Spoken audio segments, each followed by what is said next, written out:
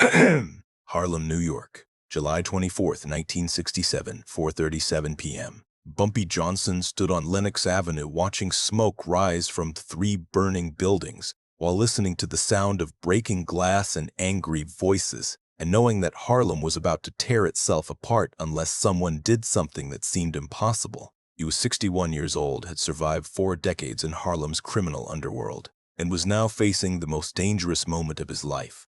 Not from rival gangsters or police or federal agents, but from his own community, consuming itself in rage and despair, while the National Guard prepared to restore order through overwhelming force. The riots had started 3 days earlier on July 21st, triggered by police shooting a 15-year-old black boy named James Powell during a confrontation on the Upper East Side. The shooting had been the spark, but the fuel had been building for years. Poverty, police brutality, unemployment, housing discrimination, the sense that nothing ever changed, no matter how much people protested or marched or demanded justice. If you're watching this story about Bumpy Johnson stopping a Harlem riot by standing in front of a tank alone, drop a comment telling us what city or country you're watching from. And subscribe so you never miss the stories about ordinary people doing extraordinary things when history demanded it. Your engagement helps this story reach people who need to hear it. The riots had spread from the Upper East Side to Harlem to Bedford-Stuyvesant. 3 days of looting, arson, confrontations with police. 1 person dead. Over 100 injured. Millions of dollars in property damage. And no sign it would stop. New York Governor Nelson Rockefeller had declared a state of emergency, had called in the National Guard, 8,000 soldiers deployed across the city with orders to restore order by any means necessary. Tanks, armored personnel carriers, troops in full riot gear carrying weapons and tear gas, and the authority to use lethal force if civilians didn't comply. By July 24th, the National Guard had established control in most areas, but Harlem remained volatile. Crowds still gathered, fires still burned, and the military presence was making things worse rather than better, because seeing soldiers occupying their neighborhood, seeing tanks rolling down their streets, made people angrier rather than calmer. At 3:15 p.m., Bumpy had received word that the Guard was planning a show of force, would roll an M48 Patton tank down Lenox Avenue, would use the sight of 60 tons of armored military vehicle to intimidate the crowd, to remind everyone that resistance was futile, that the government had weapons and power that couldn't be challenged. Bumpy had understood immediately what would happen. The crowd wouldn't be intimidated. They'd be enraged, would see the tank as confirmation that their own government viewed them as enemy combatants rather than citizens, would respond with more violence, more destruction, and the soldiers, young men mostly from outside the city who didn't understand Harlem and who were terrified of the angry black faces surrounding them, would respond with lethal force. People would die, many people, and Harlem would burn. Bumpy had made phone calls, had tried to reach city officials, had tried to convince the National Guard commander to call off the tank, had explained that showing military force in Harlem right now would cause the exact opposite of what they wanted, would turn a riot into a war. Nobody had listened. The decision had been made at levels above local commanders. The tank would roll down Lenox Avenue at 4:30 p.m. The crowd would disperse or face consequences. That was the plan. And at 4:28 p.m., the M48 Patton tank had turned onto Lenox Avenue, its engine roaring, its treads grinding against asphalt, accompanied by 24 National Guard soldiers in full combat gear who looked like they were expecting battle. The crowd had reacted exactly as Bumpy knew they would. Not with fear, with fury. People had surged forward, had started throwing bottles and rocks, had screamed insults at the soldiers, had dared them to shoot. The kind of rage that comes from watching your neighborhood occupied by military force and having nothing left to lose. The soldiers had raised their weapons, not pointing at anyone yet, but ready. The tank commander had been shouting orders that nobody could hear over the noise of the crowd and the engine. And in approximately 15 seconds, the situation was going to escalate from confrontation to massacre. That's when Bumpy Johnson had stepped into the street. This is where one 61-year-old man makes a choice that changes everything, standing between his community and the military force about to open fire.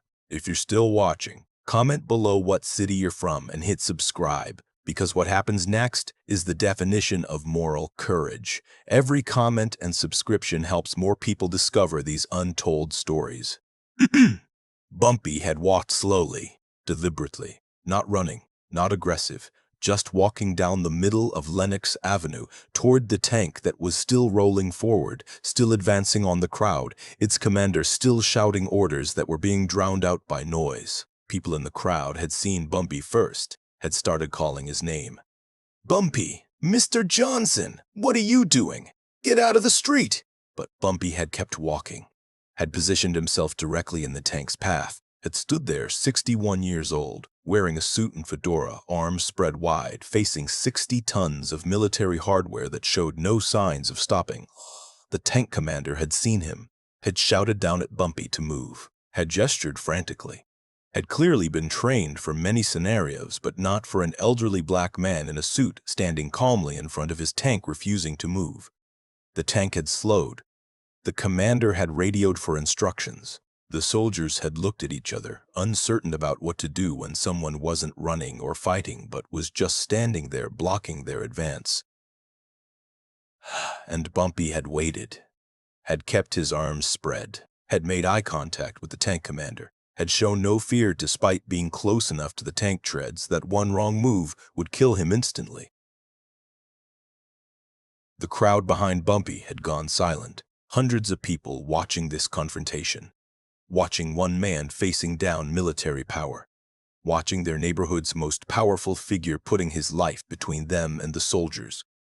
The tank had stopped completely, engines still running, treads still 10 feet from where Bumpy stood. The commander had climbed down from the hatch, had walked to the front of the tank, had stood there looking at this elderly man who wouldn't move. "Sir, you need to clear the street. We have orders to proceed. If you don't move, I'll be forced to have you arrested."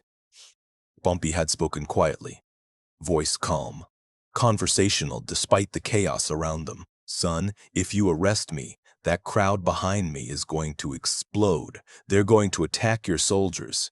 You're going to have to shoot people to maintain control. And by tomorrow morning, Harlem will be a war zone that makes the last 3 days look peaceful." The commander had looked past Bumpy at the crowd, had clearly understood that what Bumpy was saying was true, that arresting him would trigger exactly the violence the National Guard was trying to prevent. "So, what do you suggest?" the commander had asked. "Turn your tank around," Bumpy had said. "Get your soldiers off Lenox Avenue. Let me talk to this crowd. Let me calm them down. Give me 1 hour. If I can't disperse them peacefully, bring your tank back and I won't stop you." The commander had stared at Bumpy. "Why should I trust you? Why should I let a civilian take charge of a military operation?" "Because I'm not asking you to trust me," Bumpy had replied. "I'm telling you what's going to happen. You can either work with me and maybe prevent more bloodshed, or you can run me over with your tank and guarantee that people die today. Your choice, Commander. Make it fast because every second we stand here, that crowd gets angrier." For perhaps 30 seconds, the commander had wrestled with the decision. He'd been trained to follow orders, to restore order through force if necessary, to not negotiate with civilians who stood in his way. But he'd also been trained to minimize casualties, to avoid unnecessary escalation. And looking at this crowd, looking at the fury in their faces, listening to their shouts, the commander had understood that Bumpy Johnson was offering him a way out, a chance to de-escalate without losing face. The commander had turned to his radio operator. "Tell command we're holding position. Civilian is attempting crowd dispersal. Give it 1 hour." Bumpy had nodded, had waited while the tank engine shut off, while soldiers lowered their weapons slightly, while the crowd watched in disbelief as this confrontation ended not with violence, but with negotiation.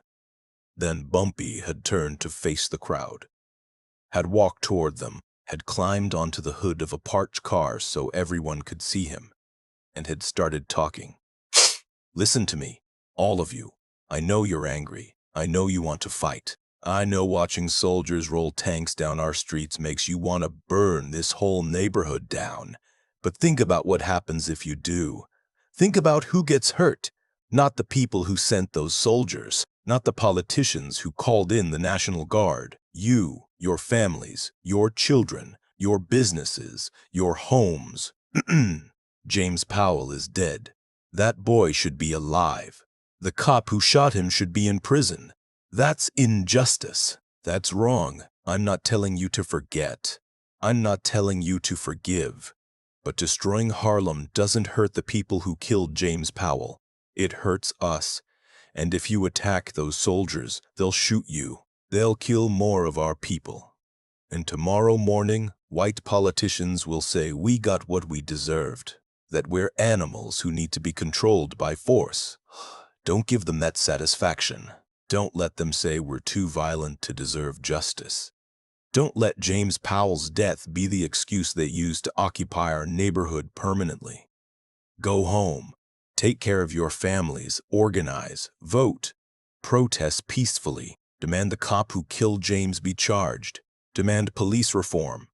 Demand justice the right way. But don't burn down the neighborhood that our parents and grandparents built. Don't destroy the businesses that employ our people. Don't give the National Guard a reason to roll more tanks down our streets. We're better than this. Harlem is better than this. Show them that we can demand justice without destroying ourselves. Show them that we're not animals they need to control. Show them that black people can organize and protest and fight for our rights without burning everything down. For several long moments, the crowd had been silent, processing, deciding. The anger hadn't disappeared, but something had shifted. Bumpy's words, combined with the image of him standing in front of that tank, had reminded people that there were other ways to fight, other ways to demand justice. Slowly, people had started leaving. Not running, not dispersing in fear, but walking away, choosing to go home. Choosing to save their anger for organized protests rather than random destruction.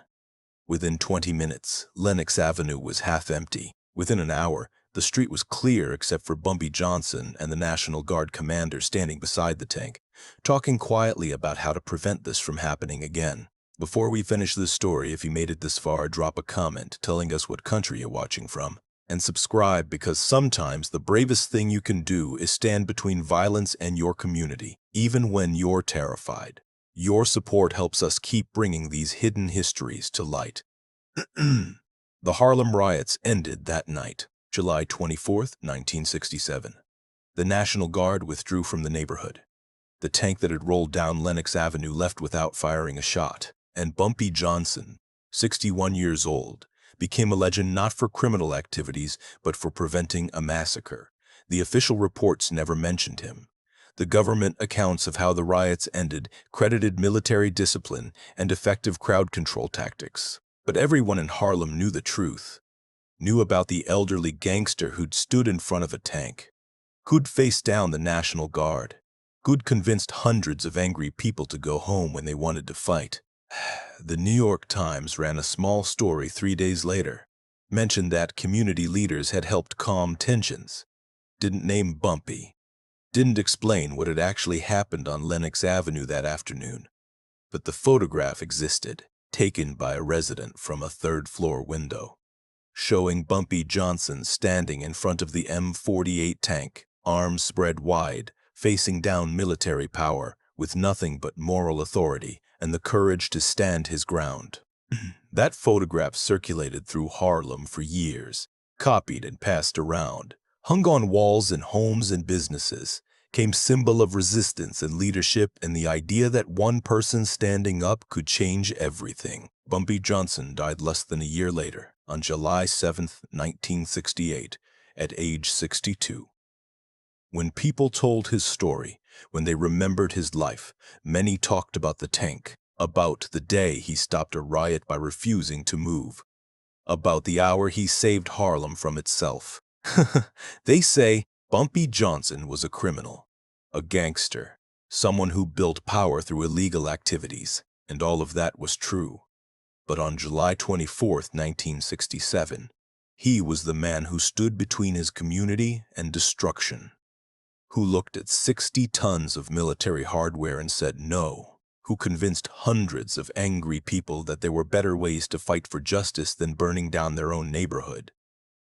That's the story of July 24th, 1967, the day one 61-year-old man stopped a tank by standing in front of it alone. The day Bumpy Johnson proved that real power isn't about violence or weapons or military force. It's about moral courage. It's about standing up when standing up seems impossible. It's about refusing to move when moving would be easier and safer. One man, one tank, one choice that prevented a massacre and ended a riot. That was Bumpy Johnson's greatest moment. Not criminal, not violent, just brave. And sometimes brave is enough to change everything.